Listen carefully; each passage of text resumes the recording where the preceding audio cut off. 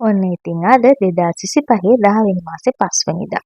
උදේ ඉඳන්ම වැස්ස දවසක් වුණත් අද ඉරිදා දවසේ අපි දෙන්නටම නිවාඩු හින්දා බුක් ෆෙයාර් එක බලන්න යන්නයි අපි දෙන්න ප්ලෑන් කරේ. හැබැයි අද අපිට බුක් ෆෙයාර් එක බලන්න යන්න වෙන්නේ බයික් එකේ. වැස්සේ කොහොමද යන්නේ කියලා හිතා ඉඳලා කමන්නේ. අපි වැස්සේ වුණත් කොහොම හරි බයික් එකේ යමු කියලා ඔන්න රේන් කෝට් එකම දාගෙන වැස්සෙම බුක් ෆෙයාර් එක බලන්න යන්න පිටත් වුණා. මේ යන අතරමඟදී පොඩි වීඩියෝ ක්ලිප්ස් ටිකක් ගමු කියලා බයික් එකේ යන ගමන් පළවෙනි වතාවට මම ෆෝන් එකෙන් පොඩි වීඩියෝ ක්ලිප්ස් ගන්න පටන් ගත්තා. ඉතින් දිගටම වැස්ස නැති වුණාට සැරෙන් සැරේ වැස්ස නිසා සමහර තැන්වල වීඩියෝස් ගන්න බැරි වුණා. පුළුවන් තරමක් වැස්ස නැති වෙලාවල් වල තමයි වීඩියෝ ක්ලිප්ස් ගත්තේ. මේ වෙද්දිත් අපි දෙපාරක් විතර තෙමුණා. තෙමිලා සීතල හින්දා තේ එකක් බොන්න ඕනි කියලා අපි හිතා ගියා.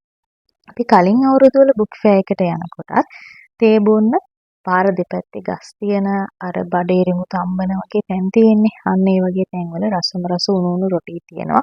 ඒ වගේ තැනකින් තේ එකක් මේ පාරක් බොමු කියලා අපි දෙන්න කතා වුණා. ඉතින් එතන හම්බෙනකන් අපි දෙන්න වෙන කොහෙවත් නවත්තන්න නැතුව දිගටම ගියා. ඔන්න ඉතින් අපිට ඒ තැන හම්බුන නිසා අපි දෙන්නම උණු රොටි කාලා ප්ලේන් එකක් බිව්වා. මේ රොටි කන්න දීලා තියෙන ಜಾති ඔක්කොම නම් මොනවද කියලා මට අඳුර ගන්න බැරි වුණා. හැබැයි ඇත්තටම හරිම රහයි. ඒ වැස්සේ සීතලත් එක්ක ඒ වෙලාවේ කෑම එක නියමයට ගැලපුණා. ඔන්න අපි ඉක්මනින් තේ බීලා මේ වෙනකොට වැස්ස අඩු වෙලා තිබුණත් මීදුම ගතියයි සීතලයි තිබ්බ හින්දා ආයෙත් රේන් කෝට් එක මම නම් ඔළුවේ ඉඳන්ම දාගත්තා. මොකද තව ටිකක් වෙලා ගියොත් සීතල නිසා මට හචින් යන්නත් පුළුවන්. සීතලටත් එක්ක ඔය පේනවනේ අපේ සුද්ද බුලත් විටක් එහෙමත් කාලා ඉන්නේ. එයාගේ විටවල තමයි ඔය මගේ අතේ තියෙන්නේ. ඉතින් ආයෙත් ලෑස්ති වෙලා අපි දෙන්න ඉතුරු දුර ගෙවාගෙන යන්නයි මේ හදන්නේ. සුද්දා කියන විදිහට මේ වෙනකොට අපි භාගයක් දුර ඇවිල්ලා තව භාගයක් දුර අපිට යන්න තියෙනවා. හැබැයි මං ආසම බයික් එකේ පිටිපස්සේ නම් කියව මේ වගේ දුර ගමන් යන්න. ඔන්න ඉතින් අපි දෙන්න දැන් දිගටම වැස්ස අඩු වෙලා නිසා ටිකක් ඉක්මන් කරලා බුක් ෆෙයාර් එකට යන්න පිටත් වුණා. කොහොමත් මම දිගටම කන පිරෙනකම්ම මගතොටේ විස්තර කියව යන හින්දා ඔය ඔරලෝසු කන වීඩියෝ කරගන්න හොල්මතන බෝඩ් එකක් තියෙනවා වීඩියෝ කරගන්න කියලා කියන වෙලාවල් වලට හරිම පරක්කුයි. ඒවා වීඩියෝ කරගන්න මට ෆෝන් එක අතට අරගෙන ඔන් කරගන්න මතක් වෙන්නේ අර කියවිල්ල ඉවර වුණාට පස්සේ. එතකොට ඉතින් පෙරහැර ගිහිල්ලා ඉවරයි. ඒක මගේ වැරද්දක් නෙමෙයි. සුද්දා වේගෙන් යනවනේ. ඒ හින්දා තමයි මට වීඩියෝ කරගන්න බැරි. අන්න එහෙම තමයි මං එයාගේ පිට වැරද්ද දැම්මා. දැන් නම් මං හිතන්නේ ගොඩාක් දුරට අපි ගමනාන්තයට ළඟයි. මේ වෙලාව වෙනකොට ට්‍රැෆික් අස්සෙන් අපි කොහොම හරි වහින්න කලින් එතෙන්ට යන්න ඕනේ කියන අදිෂ්ඨානය තමයි හිටියේ. මොකද තේ බිව්වට පස්සේ අපි දෙන්න තාම තෙමුන්නේ නැහැ. තාම එහෙම වැස්සේ නැහැ. හොඳම වැඩේ කියන්නේ තාම තෙමෙන්නේ නැති වුණාට මට රේන් කෝට් එක නම් ගලවන්න අමතක වුණා. මිනිස්සු මන් දිහා බලනකොට තමයි මට මතක් වුණේ මම ඔළුවේ ඉඳන්ම රේන් කෝට් එක තාම දාගෙන ඉන්නේ. මෙහෙට පොඩ්ඩක්වත් වැස්ස නැහැ නේද කියලා. ඒ වුණාට ඉතින් ඒක ගලවන්නත් මේ ට්‍රැෆික් එක ASCII බැහැනේ. මේ හරියට එනකොට නම් ගොඩක් වෙලාවට අපි දෙන්න හොඳටම වීලිලා. ඒ කියන්නේ තෙත ගතියක් තිබුණෙම නැහැ. සමහර මතක තැන් ඔයාලටත් මේ තැන් පුරුදු ඇති. ඒ තැනුත් පොඩ වීඩියෝ කරගත්තා.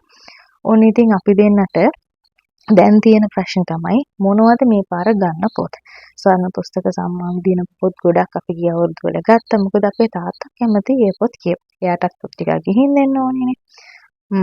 අපි දෙන්න හිතුවා මේ පාර මෙන්න මේ වගේ බජට් එකකට හරියන පොත් ගන්න. එහෙම තමයි ඉතින් එන ගමන් ප්ලෑන් කරේ නැහැ. හැබැයි අන්තිමට වෙන දේ නම් හිතාගන්න බෑ. මේ හරිය ඔයාලට දැකලා පුරුදු හරියක් වෙන්න බොරැල්ල පහ වුණා. අපි මේ විදිහට ගිහිල්ලා ඊළඟට බලන්න ඕන බයික් එක කොහටද දාන්නේ කියලා. දැන් නම් හොඳටම ළඟයි. අපි දෙන්න try කරේ ආයේ වැස්ස වැටෙන්න කලින් ඉක්මනට බුක් ෆෙයාර් එකට යා ගන්න. ඉතින් තව නම් චුට්ට දුරයි තියෙන්නේ. කොහොම හරි අපි බුක් ෆෙයාර් එකට එනකන් තේ බීපු තැන ඉඳන් ආයේ එකපාරක්වත් තෙමුන්නේ නැහැ. ඉතින් අපරාධනේ වැස්ස කියලා අපි ගෙදරින් ආවේ නැතුව හිටියානම් එහෙම නේද? ඕන්න ඉතින් හරි අපි බුක් ෆෙයාර් එක ළඟට ආවා. ඉක්මනින්ම ගිහිල්ලා බයික් එක දාන තැනකුත් හොයාගත්තා. පුදුමේ කියන්නේ වෙන අවුරුදු වල අපි දෙතුන් වතාවක් මං හිතන්නේ බයික් එකේ ආවා. ඒ සරවල් වල අපි බයික් එක දාපු තැනම ඒක හයටම මෙදා පාරත් අපිට බයික් එක දාන්න සෙට් වුණා. එතනින් බයික් එක දාලා පිටිපස්සේ එන්ට්‍රන්ස් එකෙන් අපි ඇතුළට ගියා. අපි ඇතුළට ගිහලා ටිකට් එකත් අරගෙන ප්ලෑන් කරා ඇතුළෙත් පොඩි වීඩියෝ ක්ලිප්ස් ටිකක් ගමු නේද කියලා. එහෙම කතා වුණාට ඇත්තටම පිටිපස්සේ ගේට් එකෙන් ඇතුළට යන වෙලාව මතකයි. ටිකට් දෙක ගන්න වෙලාවත් මතකයි. එතනින් එහාට පොත් තියෙන තැන ඇතුළට ගියාට පස්සේ නම් මෙලෝම දෙයක් මතක නැතුව ගියා. ඔන්න ඔතනින් එහාට මං හිතන්නේ අපි දෙන්නම කතා බහ කරන එකක් නැවැත්තුවා. පොත්වල අලුත් සුවඳ, මේ පොත්වල පිටකොළ, ඒ වගේ ගොඩක් දැක්කහම අපි දෙන්නටම කොයි පොත ගන්නවද කියලා හිතා ගන්න බැරුව දිගින් දිගටම පොත් තේරුවා. දැන් ඉතින් අපි සෑහෙන පොත් වගේකුත් අරගෙන මහන්සි නිසා කැන්ටින් එක පැත්තට ගියා තේ එකක් බොන්න.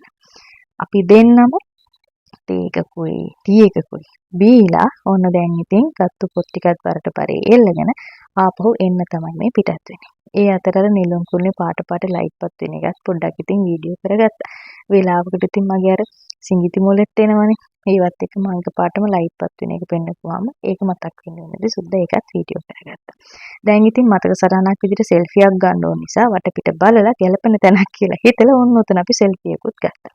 දැන් පයින්ම බයික් එක ළඟට ඇවිල්ලා ඔන්න අපි නිවස බලා යා කියලා පිටත් වෙන්නයි හදන්නේ.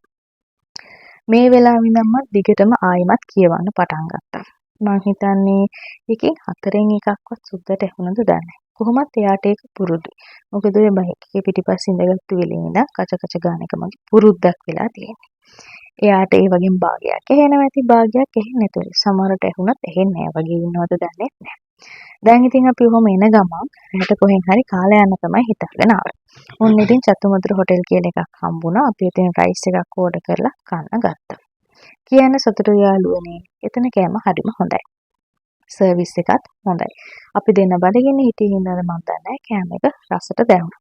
හැබැයි පිරිසිදුයි ඇත්තට. ඕන මම රෙකමන්ඩ් කරනවා කවුරු හරි ওই මගට යනකොට හොටෙල් චතුමදුර කියන එකක් හම්බුනොත් එතනින් කෑම කන්න බය වෙන්න එපා. එතන කෑම හොඳයි. ඉතින් අපි දෙන්නා එතනින් හොඳට කාලා දැන් ගෙදර යන්න පිටත් වුණා. මෙතනින් පස්සේ නා වීඩියෝ කරන්න වෙලාවක් තිබ්බේ නැහැ.